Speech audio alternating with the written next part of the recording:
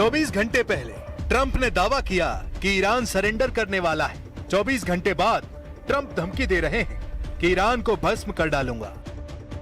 Iran पर जितने तरह के अमेरिका ने बम नहीं फोड़े हैं, उससे कहीं ज्यादा ट्रंप ने तेवर बदले हैं। कल तक ईरान से डील फाइनल होने का दावा कर रहे ट्रंप आज फिर भड़के हुए हैं।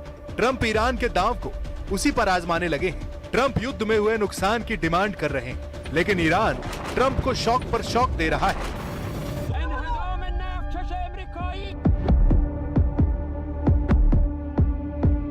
ईरान ने अपने सुप्रीम लीडर की वॉर मीटिंग का गुप्त वीडियो रिलीज कर दिया है। यह वीडियो ट्रंप को 440 वोल्ट का झटका देने वाला है, क्योंकि supreme leader Mustafa Khamenei fit and fine है। मुस्तफा के चेहरे पर कोई टेंशन नहीं दिख रही है। उनके दोनों हाथ सही सलामत हैं। मीटिंग में सुप्रीम लीडर ने जो प्लानिंग की वो अब ट्रंप को डरा रही है, क्योंकि ईरान डील तो दूर की बात अपनी नई वॉर टीम को जंग में उतार चुका है। इसके साथ एक बात और क्लियर हो गई है, वो ये कि ईरान के सुप्रीम लीडर का रुतबा बरकरार है। ईरान के सुप्रीम लीडर की हनक साफ है। उनके घायल होने और मौत की अफवाह खारिज हो चुकी है। मुस्तफा खामनेई ने युद्ध का रिमोट कंट्रोल थाम लिया है, जिससे ट्रंप का सीज फायर प्लान फुस हो गया है। ईरान की वॉर मशीनरी में बड़ा फेरबदल हुआ है। मुस्तफा खामनेई ने 6 टॉप कमांडर बदल डाले हैं। अब कौन बना किसका बॉस, जानकर ट्रंप दहल गए हैं।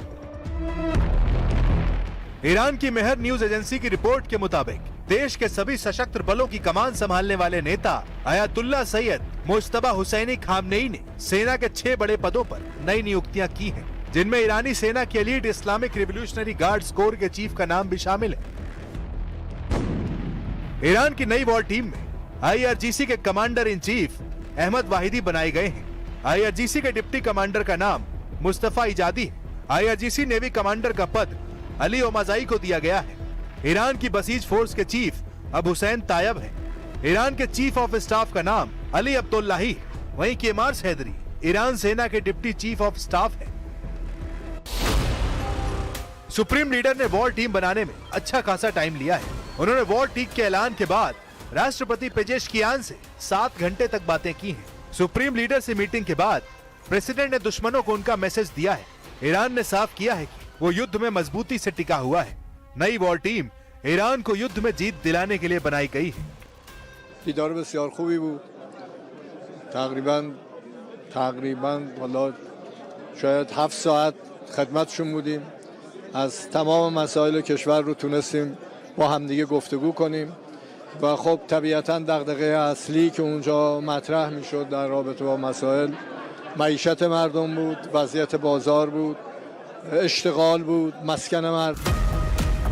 ईरान ने हरमुज पर ट्रंप को समझौते का ऐसा ऑफर दिया जिसने उन्हें भड़का दिया है।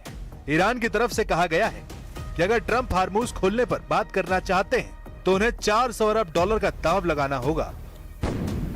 ईरान ने ट्रंप और नेतन्याहू से 300 अरब डॉलर का युद्ध मुआवजा मांगा है। साथ ही ईरान को अपने वो 100 अरब डॉलर वापस चाहिए जिसे ट्रंप ने फ्रीज कर रखा है। ट्रंप इन शर्तों को मानेंगे तब ईरान हरमुज पर बात करेगा। बातचीत में ईरान की डिमांड क्या होगी, इसका अभी कुछ पता नहीं। पेजेशकियान ने वार्निंग दी है कि जो दुश्मन ईरान का सरेंडर चाहता है उसे अब मुस्तफा खामनेई के आगे झुकना होगा। با حمایت خیلی کشورهای دیگه، کل کشورهای غربی و برخی کشورهای دیگه که همه میدانیم، ولی به ایست سر خم نکنه و نهایتاً دشمن رو مجبور بکنه که درخواست مذاکره. इन नई डिमांड से बौखलाए ट्रंप ने जवाब में ईरान से उन सभी लोगों के लिए मुआवजा मांगा है जिनकी मौत कभी भी किसी भी खाड़ी युद्ध में हुई हो। 1983 में बेरूत के मरीन कंपाउंड में बम धमाका भी शामिल है। बेरूत बम ब्लास्ट में 241 अमेरिकी सैनिकों की मौत हो गई थी। यही नहीं, ट्रंप ने साल 2003 से 2011 के बीच इराक में मारे गए 603 अमेरिकी सैनिकों का हर्जाना ईरान से मांगा है। ट्रंप ने कहा है कि वो ये भी चाहते हैं कि तेहरान मारे गए ईरानी प्रोटेस्टर्स के परिवारों को मुआवजा दे। They asked for reparations, you might say, or they asked for money for the damage that we've done. I said, that's a good idea. Well, we're going to ask for money for the damage they've done over a 50-year period.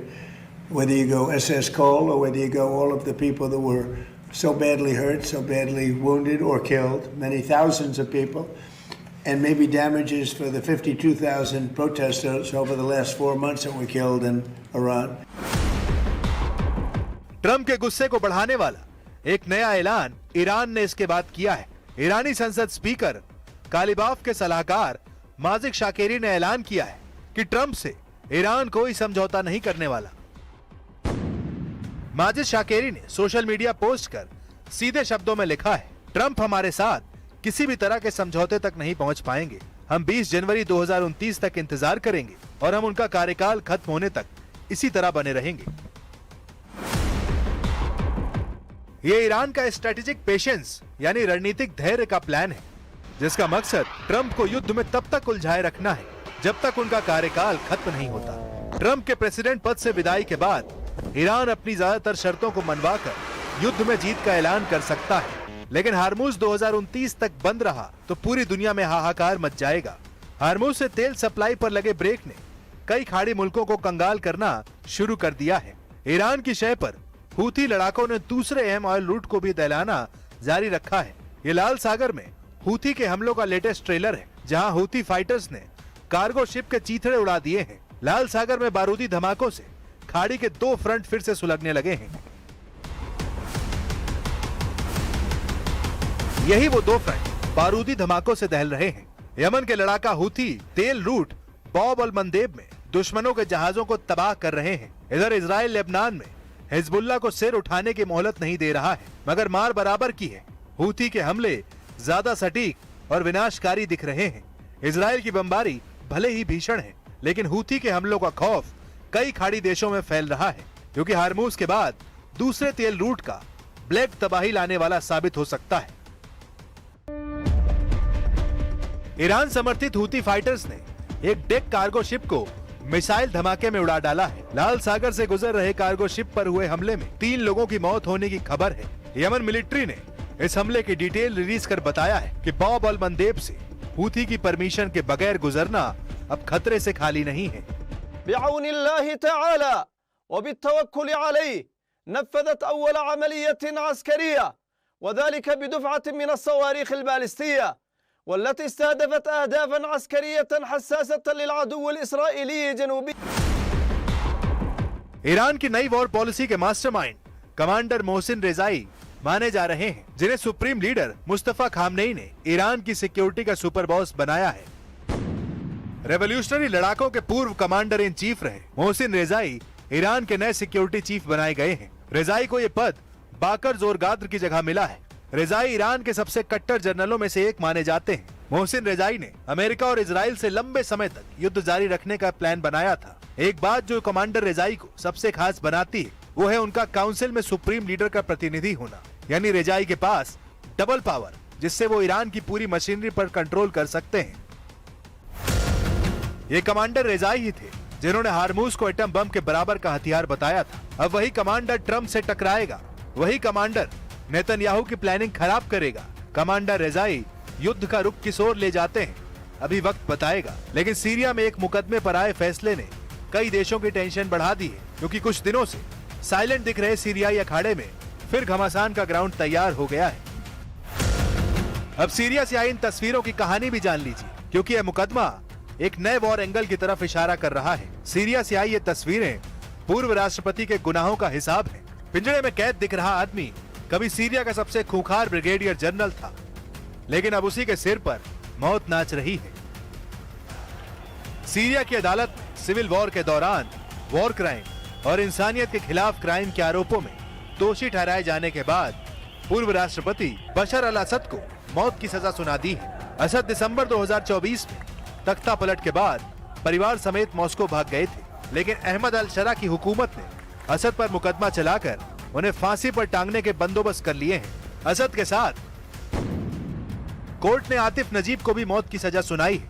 Atif Najeeb जनवरी 2025 में गिरफ्तार किए गए थे। नजीब 2011 के विद्रोह के epicentre Dara में political security के हेड थे। उस वक्त उनके एक्शन को इंसानियत के खिलाफ क्राइम साबित किया गया था। आतिफ नजीब बशर अल असद के ममेरे भाई हैं। आतिफ नजीब सीरियाई सेना के पूर्व ब्रिगेडियर जनरल हैं। बशर अल असद ने अपने पिता की मौत के बाद साल 2000 में सत्ता संभाली थी। असद के पिता हाफिज अल असद ने करीब 30 साल तक सीरिया पर शासन किया था। बशर अल असद ने दिसंबर 2024 में पद से हटाए जाने तक सत्ता संभाली थी। सीरिया में साल 2011 में गृह युद्ध शुरू हुआ था। इसे असद की सेना ने ताकत के बल पर कुचल दिया था। यह अशांति तेजी से पूरे देश में फैल गई थी, जिसका फायदा उठाकर तुर्की ने सीरिया में अपने पसंद के अहमद अल शरा को तख्ता पलट के लिए उकसाया। तब कमांडर जुलानी के नाम से कुख्यात रहे अल शरा ने कई लड़ाका ग्रुप की संयुक्त सेना बनाकर असद सरकार को उखाड़ फेंका। हालांकि असद मॉस्को भागने में कामयाब रहे। पहले भी बशर को पुतिन का सपोर्ट मिलता रहा। हालांकि अब बदले हुए हालात बशर कितने दिन तक सलामत रह पाएंगे, ये पुतिन के फैसले से तय होना है, क्योंकि हाल ही में अहमद अल शरा ने पुतिन से मुलाकात कर दोस्ती बढ़ानी शुरू कर दी है। लेकिन अल शरा की ट्रंप से नजदीकियों को पुतिन नजरअंदाज करने को तैयार नहीं। खासकर तुर्की के एर्दोआन पर पुतिन भरोसा करने वाले नहीं, क्योंकि तुर्की ने अमेरिका से F-35 डील करने के लिए पुतिन को धोखा दिया है, जिससे सीरिया फ्रंट के एक बार फिर बारूदी बैटल ग्राउंड बनने के सिग्नल मिलने लगे हैं।